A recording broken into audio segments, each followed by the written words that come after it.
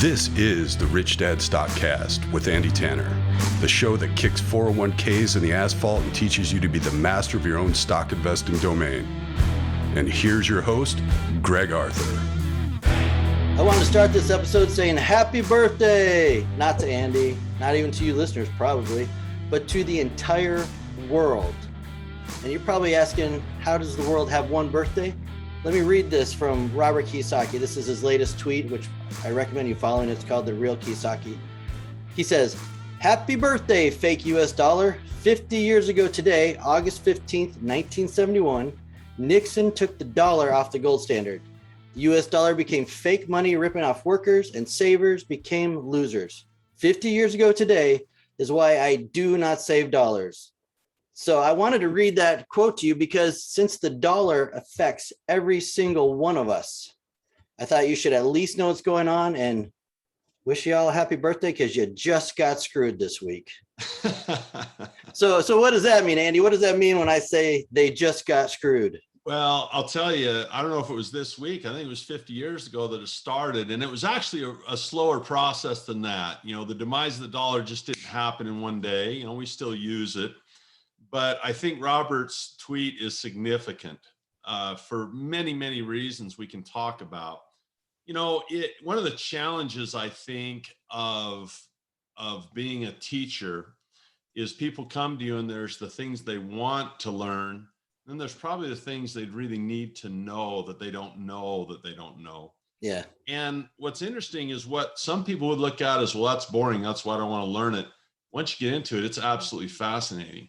You know, one of the questions I'll often ask people is say, well, if the dollar is no longer backed by gold, what's it backed by?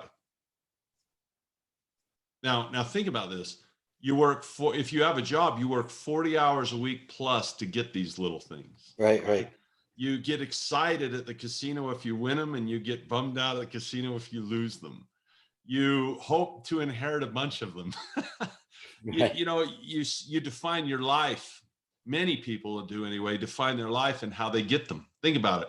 What is your name and what do you do? Right. Saying, well, I'm a father, a coach, a Boy Scout, a patriot, a citizen, a voter, an uncle, a father. All those other roles we could say, I am this. But instead of saying, no, I'm a plumber, or I'm an accountant, or I'm an engineer. We define ourselves in how we chase dollars. Isn't that crazy? That is crazy. Concept. We define ourselves and, well, how do you chase these pieces of paper in life? Right. So if you're going to spend your whole life chasing them, either working for them or having them work for you, either way, having an understanding of what they are would be fundamental, wouldn't it? And yet, if I ask that question, what is a dollar? People don't know. Okay, I'm going to cheat a little bit because this is a big topic here at Rich Dad. And Robert beats the 1971 into our head, but especially this week. And what he defined a dollar as, it's an IOU. It's the American government saying, I owe you this. So basically, it's a piece of debt. What is this? This is I love to play this with my wife. I failed English, so I shouldn't be using the word antecedent. But my wife, she'll often say, hey, we've got to go over there and do that one thing. Right. Which means nothing. Right. I'll say, what time we got to leave? And she'll, instead of saying 5 o'clock, she says, well, we have to go see that guy about that thingy. So I always give her grief about the antecedent. So when you say it's an IOU, they owe you this thing. What is the thing? It's the thing the society has currently placed value on. Which is? Hey, Andy, it's like options. It's a promise. A promise to what? To give you a piece of paper that will allow you to trade for goods and services. Huh? Come on. So in the old days, if I had a silver certificate, I could go to the Federal Reserve, knock on their door, hand them that silver certificate, and they give me silver or gold. Yes. So if I go to the Federal Reserve today and I have a set Federal Reserve note and I say, I'd like to redeem my promise. Here's your dollar. What do I get for that? You get another promise that says the U.S. taxpayers will be glad to give you this later. It's a hard question, isn't it? And it's maybe impossible. Having fun with everybody here, but this is the 50th year of how the dollar truly changed. And I'll tell you a little bit about this if people are interested. the word fiat, excuse me, the word fiat means by decree. So, for example, gold is gold because it's gold. I mean, it's just there. It's got certain amount of, sits on the periodic table. It's fungible. It's gold. But the currency we have now has been done by decree because the king says so, basically, right? It's decreed that this is valuable because I say it is. And that's what a fiat currency really is. So it takes a huge shift to understand what a dollar is. And I'll give it to you this way. It is a credit on a ledger. That's what a dollar is. Let's go back and talk about what it used to be. You know what the dollar originally was? It wasn't a piece of paper. If you go back, the dollar was originally a silver coin. And in the days of Benjamin Franklin and Thomas Jefferson and those guys, it just happened to be a piece of silver that weighed a certain amount. And they were very popular and very accepted and very trusted. And they called them dollars. And you heard the term silver dollar. A real silver dollar, a real piece of silver that was a certain size or weight was $1. And it wasn't like decreed, like the first decreed currency was the Continental, from the Continental Congress. But it was just it was a piece of metal. That's what it was. It was $1. Okay, hold on. Same problem. Who decreed silver is valuable or gold? We're just going to say because it is. Oh my gosh. You just threw the baseball right over the plate for me. Thank you. That is the real important question as we celebrate or not celebrate or decry the 50th anniversary of this thing. It was decreed by the people in supply and demand. In other words, this is so important, Greg. It was of the people. If I go out and I deal in barter, let's say, and I have wheat or corn or whatever, the people get to decide how much they'll exchange with me for that. And it's really called capitalism. It's called free trade. It's called free markets. It's really of the people. The people get to decide. If all of a sudden we invent things that can replace silver as a commodity, because silver's used, right? And gold, you make components with it and fill teeth with it or whatever you want to do with it. Right. Silver's still used as a commodity. But if we ever found a technology, it could absolutely become obsolete, but it wouldn't be by decree because the people didn't want it anymore. It'd be based on supply and demand. So basically the dollar got accepted that way as they're like, well, we seem to be trading these well. People seem to find they're valuable. I can buy corn with it and I can sell my corn for it. And, if I got a hog farm, I can trade with it. Seems like a pretty good deal. And so then you started having certificates that would back the dollar, but it wasn't $1. It was a note that was redeemed for $1. And that's kind of how that evolution started. In 1776, we declare independence I should say, my home country, the United States, declares independence from Britain. And they had this thing called the Continental Congress, from the new continent, the new world. And the Continental Congress came up with $1, a fiat currency. They said it's called a Continental, and it was written in script and it was signed. They were like $3 or whatever, worth $3. And actually, part of the war is those were easily forged. Back in the day, we didn't have these, crazy technology, the paper with holograms and stuff. Right. And Britain actually forged a ton of these and inserted them in the economy, and it blew it up. And so when the soldiers came home after fighting for George Washington, they got paid in these Continentals that weren't worth anything at all. And hence there was a saying that came out, not worth a Continental and good as gold. That's good as gold. Oh, that's not worth a Continental. And so, the dollar was not the first fiat currency in the United States. The Confederate dollar was a fiat currency, and it hyperinflated, terribly because they just printed a bunch to fight the war. That's what you do. But what made this, and you had Bretton Woods, and we won't go into the history of the dollar and the U.S. reserve currency. That's maybe for another podcast. When you talk about that anniversary, Robert says, "Happy birthday, fake dollar." It fundamentally changed from a piece of paper that represented a commodity into something else. And this is very difficult because it's so radical, it's hard for people to wrap their head around. So here's how I teach it. And maybe this will help. We're just going to erase everything we thought about redeeming something for a piece of metal. That's gone, okay? And I would look at it more like a scorekeeper sitting at the score table at a basketball game. Of course, you got to have basketball and everything Andy says. I play in this old league called an alumni tournament. My high school, Murray High School, has the longest running alumni tournament in the United States. It is the longest running. And when I graduated in 1986, in 1987, now we're playing the alumni tournament. We played a team from 1968. Okay. So here was the rule. For every year older, to make it even, because we're going to blow those guys out. We're 19, they're however old they were. Right. There's a 20-year difference there. And so to make it more fair is they would credit the older team 1 point for every year older they are. So now that I'm in my 50s, I go, we start with a 30-point lead, right? And it makes it really hard for guys to make that up, and it makes it hard for us to finish. And it usually works out about right. They're close games, they're competitive. So think about this. These are points that are now credited to my team.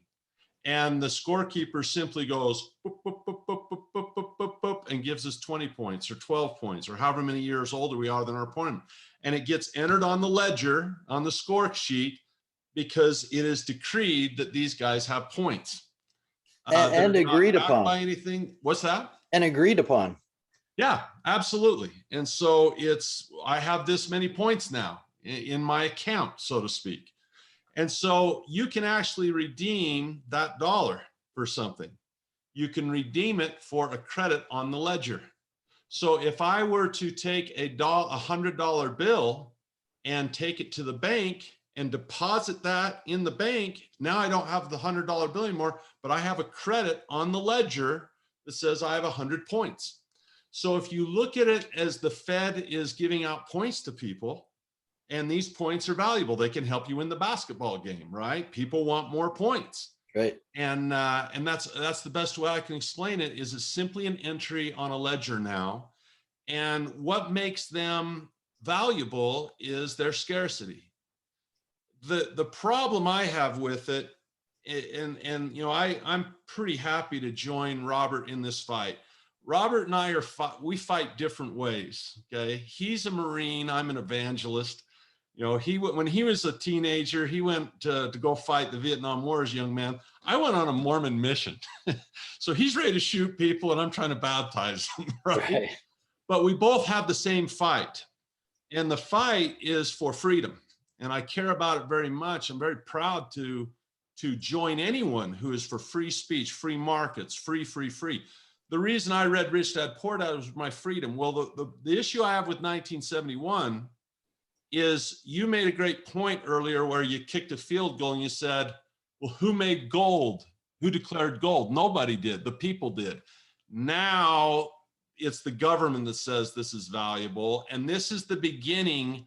This is so salient today, because there's a transformation happening. I hope everyone listens to this and studies it. There is a transformation in government happening today that is being harvested from the seeds planted 50 years ago by this decree, meaning that the reason a dollar is a dollar and valuable now is because your government says that it is. It's not by your choice. You don't have any choice. It says this is legal tender.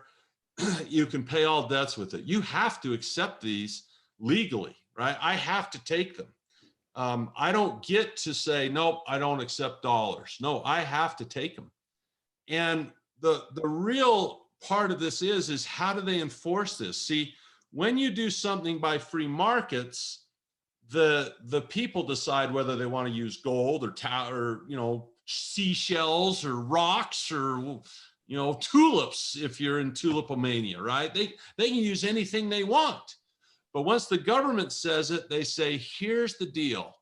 Not only do we give these points out and credit accounts with these points, just with a stroke of a key, declaring it, here's another dollar, right? Here's another point for you, another point for Greg's team, another point for Andy's team.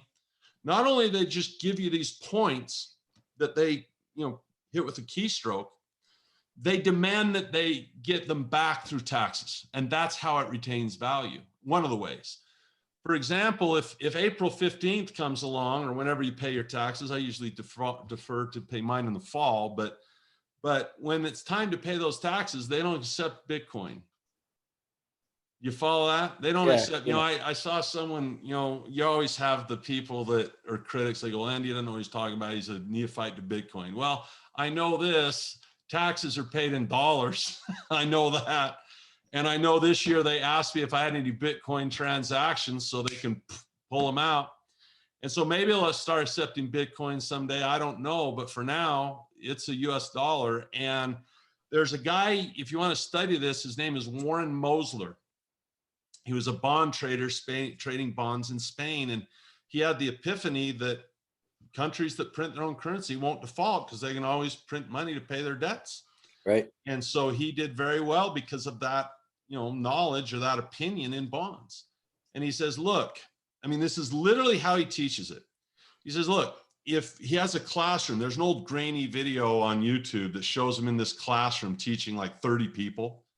And he says, I have a business card. Does anyone want one? They go, no. They go, well, wait. Before you say you don't want my business card that I printed out of nothing, Guido is out in the hall and he's got a 9mm. Anyone that walks out of this room without one of these business cards is shot dead. Now, do you want my business card? And they said, I want one. He says, okay, great. I'll give you these business cards if you do what I say. So get on your hands and knees and pull the gum off the bottom of the desks and clean this room up and wash these windows. If you do what I say, I'll give you one of my business cards and allow you to live. That's a dictatorship. Like, that's zero freedom. You follow that? Zero freedom. In Stephanie Kelton's book called The Deficit Myth, she talks about Warren, and he does that with his children. He says, here's some cards that you have to turn in at the end of the week. I print them, and I also need them back. And if you want to go to the movie, or if you don't want to be grounded and you want to get out from being grounded and go do things, you have to earn these. You can trade them amongst yourselves, but you got to turn these in. I print them and I collect them, and without that, you have no privileges. That's frightening to me, Greg. So I know I get going on this stuff, but as Robert said, it's a freaking fake dollar because 50 years ago, it became decreed that it was valuable instead of being redeemed for what the people thought were valuable. Very subtle, very, very, very, very misunderstood by most people. Okay, I have one comment and then I have a question for you. And I know we don't want to be here too long, but the way you define the reason gold is valuable is the exact same reason I believe Bitcoin is. Yeah. Because the people chose it, not the government. Yep. For sure. Now I have a question for you. So we're off the gold standard. What does that mean for all of us today? Like, how has that changed our life? Well, I think the biggest thing we have to realize is freedom versus non-freedom, right? You want to live in a free country or not free country? And you say, well, I like my gold because people still like gold, right? And if the dollar loses value, they'll probably still like the gold. So that still survives if you have some gold. The argument for Bitcoin, which I think is a pretty good one, is they say, well, that's portable. Try to get on a plane with 100 pounds of gold. Give that a shot. Right. You'd have to, Mr. T could do it, and that's about it. Okay. You can take a necklace on there, but you can't take gold bullion and gold coins. They're going to say, hey, that's too much money to be transported outside the US. You have you can't even take more than $10,000 on a flight in cash and get it out of the US. True? I had no idea. One flight. So yeah, you can't. You cannot take that money in and out, and they want to keep track of this. Bitcoin, you get on a plane, it goes with you, right? You can spend it anywhere you want. It's portable. And so people say, Bitcoin circumnavigates this decree, right? And they get all excited about it. Well, yes and no. Just watch it, okay? Do you really think the Federal Reserve wants to lose control and the government wants to lose control of what they say a dollar is? Do you think they'll just say, oh, great idea, Bitcoin. Okay, we don't have any power anymore. We'll just lay down and go back to a free society. I don't think the government's going to do that. I think they're going to say, no, it's a US, this is legal tender. We've declared it legal tender. And if they want to do their own electronic version of that, it's already there. In other words, it's already the same as Bitcoin. It's an entry on a ledger. That's all it is. Boop. Now we have a dollar invented.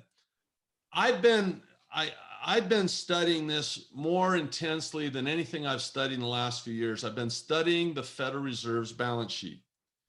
And it shocked how it's grown, Greg. I wish, I'm going to do a class on this. I'm going to make it free. So a little teaser or whatever. I'm going to make it free. It's going to be like a 5-6 hour class that teaches people what a dollar is, what the Fed does with them, how they're manufactured, how this has grown. Because if the average American saw what I saw from where we were even, in the year 2000 or 2008 to what has happened to the Fed's balance sheet in the last, let's see, that'd be 12 years. It's breathtaking. It's disheartening. It's frightening. It's, the world is changing and people don't know it, Greg. They're so busy going to work chasing the dollars, they haven't taken time to study. And there's been little changes and little tweaks in the law, little powers granted to the Fed that happen under the surface that most people don't study, that's absolutely going to affect their lives. So, on the 50th anniversary of the dollar being unhinged from gold and being declared to be valuable instead of being backed by what we all believe was valuable, I would just, you can say I'm Chicken Little and then I'm crying wolf and you can say it all day. Maybe I'm Paul Revere, but I will tell you the day will come in your lifetime, probably sooner than later, where you'll either be really grateful you studied what a dollar was and how it worked and how the Fed manipulated things, or you'll really wish you would have. That I feel, I don't make very many guarantees. That's when I'll step up and say, yeah, you're gonna wish you knew this and studied it inside out. Think about it, Greg. You work 40 hours a week to get these little pieces of paper. Most people don't even know what they are. They don't even know what they are. We want to win the lottery and get a bunch of them, but we don't even know what they are. All right, I'm going to stop you real quick. So you said you're going to do a class on it. I've been working on it for a couple of months. It's not quite done, but I'm going to make it free. I care so much about that type of information that if you understand that, maybe that incentivizes you to take some stock classes, real estate classes, right, other stuff. But you got to start with understand what a dollar is. So if you're listening or watching, go to the show notes. Click on it. I don't have it ready yet. No. Click on Andy's links in there, and sign up for anything on there. And then Andy can Andy will then let you know when that class is available. So Andy has some great webinars on there already. I suggest you watch them, but no matter what, click on that, give him your email address so he can let you know when the gold or money class is available. It is a fascinating thing. Ben Bernanke, the way the Federal Reserve works is there's 12 central banks that each one has a bank president or what they call a governor. And he was one of these governors. And Ben Bernanke, Greenspan was still the Fed chair, but he gave a speech in Washington, D.C. where he said, look, what does this have to do with monetary policy? He says, like gold, US dollars are valuable so far as they're limited in supply. You follow that? And that's really true. If Warren Mosler can hold up his business card and shoot you, can you even imagine that that's how this is taught? If he can hold up one of his business cards and he can shoot you if you don't get one, the equivalent to that is being put in prison for not paying taxes, right? We print these dollars out, you use them, give a bunch of them back to us. If they start losing value, we'll raise taxes and now they're valuable because you got to get more of them to stay out of jail. Right. Right? I mean, if you don't pay your taxes, you're going to go to jail, lose everything you have. They'll get your Bitcoin. If you say, I'm not paying taxes anymore, they'll get your house, they'll get your cash, they'll get your Bitcoin. They'll get what they need to get. I'm telling you, they will. They'll haul your butt off to jail. And if you say, no, I'm going to do the David Koresh thing and hole up, the ATF will be there, the FBI will be there. Warren Mosler's proportions are correct. And so that is the beginning of MMT. And the reason this is such incredibly important is the Fed is the Fed. But we have had a change in the fiscal side in the last couple of years, okay? It used to be that Democrats and Republicans would fight and argue about the best way to get the deficit down. You understand that? Yep. The big divide wasn't that we should or shouldn't. It was like, how should it be done? And the Republicans say, well, spend less. That'll balance the budget. And the Democrats say, no, tax the rich more. They got plenty of money. We can balance the budget. And so it was really about, do we increase the taxes coming in or do we reduce the spending going out? And that was the fight for years. That was the fight. The fight's changed, Greg. The fight now is the deficit okay to just go perpetually out of control? Bernie Sanders just gave a speech touting a $3.5 trillion Democratic plan to renovate everything. And they're going to do this with money that's borrowed. And they believe that there is no consequence for having a deficit. And these books, read it. It's very, very dangerous. Stephanie Kelton's book, The Deficit Myth, is a dangerous book because it appeals to your sense of Garden of Eden. Really, rich people can pay for everything, and we really don't even need that because we can print money and it doesn't matter. We can have full employment and free education and free. You read that stuff and it just hits the something for nothing greed in people, right? They don't see themselves as greedy because they don't think they're rich. Greed is not a matter of being rich. It's a matter of how you feel about things. I want a lot for a little. I want something for nothing. That's what greed is. And rich people have it and poor people have it. So what you're saying is that is now possible because things are no longer linked to gold, because you can't just mine enough gold to pay for all this. You can't. That's why Nixon took us off the gold standard. Is Fort Knox, we could not keep enough gold to keep up with the needs of money that was being printed. It just wasn't sustainable. And he blamed, foreign people and blah, blah, blah. You can read the speech on YouTube, it's a political speech, but he unhinged it. And now this set the groundwork for modern monetary theory. I've been interviewing PhD level guys, economists, guys that really know what's going on. And they're all saying, this is baloney. We're going to learn the hard way. We are going to learn the hard way that deficits do matter. And they've always mattered. There is no country that has been able to perpetually run a debt forever without Greece getting reined in, Venezuela getting reined in. It eventually does happen. And this dogma that we keep falling into over and over, that we can run deficits forever, that's a fundamental change in the argument that people aren't pretending. And you can see it. You can, in the class I'm building, I'm going to show you, you can see the day it happened. It was Jerome Powell, where it was right before the pandemic in the fall of 2019. You can see where the Fed's balance sheet just changed and started. Instead, they have this thing called trying to unwind it from 2008 and all the money we printed, we're going to unwind it. He said, you know what? You could see it. They all changed their mind, just flips, and it just goes to the roof. And then, of course, COVID just gave them a reason to do it more. Right. Do you know what the Federal Reserve balance sheet was in 2008? It was $1 trillion. So from 1776 to 2008, however many years that is, 200 and plus whatever years, that's how long it took to get their financial statement to a trillion. And what you're saying is $1 trillion in debt. Yeah, trillion. Well, it balances. They get a print them out of nothing, but yeah. Okay. It's 8 trillion today. Okay, that's 7 trillion in a little over a decade, where it took 2 centuries to get the first trillion. Right. That's astounding growth. 5 trillion of it came in about 8 months of COVID. So they have just completely said, you know what? And here's the thing, they're going to have their annual meeting. So we've had 50 years since we pulled the dollar, off of gold, or the gold off the dollar. In Jackson Hole, Wyoming, they meet every year and they discuss their affairs. And I'm going to be paying attention to that meeting at the end of August, because I'm going to see, what that's going to affect how I trade stocks. Someone might say, how does this affect me day to day? It's everything. The paycheck you get this weekend for your job, it affects that. Every time you go to the grocery store or the gas pump, it affects that. The medicine you buy for your family, it affects that. If you want to be an investor, it obviously affects the stock market and real estate market. It's everything. Okay. We only have 2 minutes. So I want to make one comment and one question.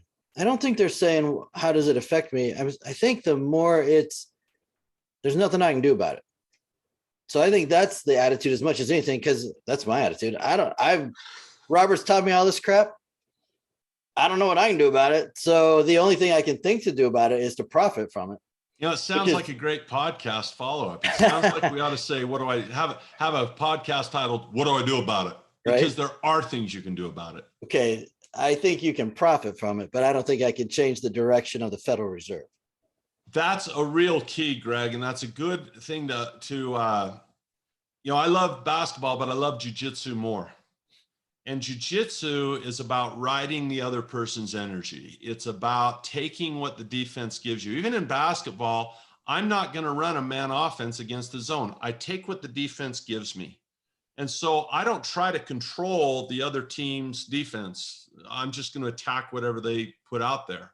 And that's the same thing. I don't care if markets go up, down, or sideways. I care about how I'm positioned.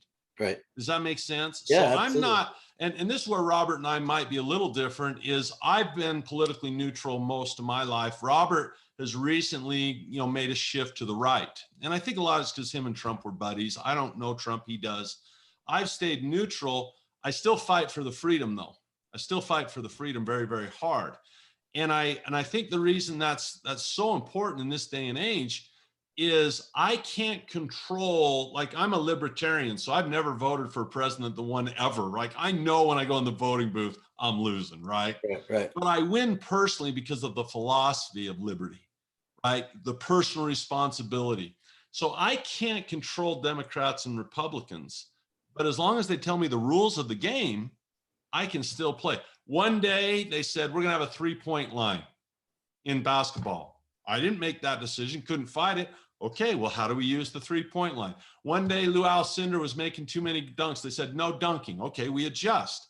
So just tell me the rules of the game, and then I'll get smarter and play the game better. I'm not going to try to make the rules. I'm not going to try to be a political, I'm not smart enough to make the rules and tell other people how they should live, right? Let them live how they want. But I do want to know the rules, and that comes from study. So it's not about me trying to change things so much as me trying to understand what are they doing so I can position myself that well. I don't believe in systemic solutions to this. I believe in the individual solution. You take the bull by the horns, you're in charge of your own life. Go fight for your personal freedom. So I think you're right. We should actually have maybe the next podcast be, what can you do about it? How can you profit from it? But we are out of time. So everybody, show notes, click on Andy's free education, and then get your email address in there so you can get his free money course. Great tweet by Robert. Happy birthday, fake dollar. We got more to talk about on it. A lot. Robert. All right, Andy. Thank you so much. Appreciate it. All right, man. Awesome, Greg. All right. Bye.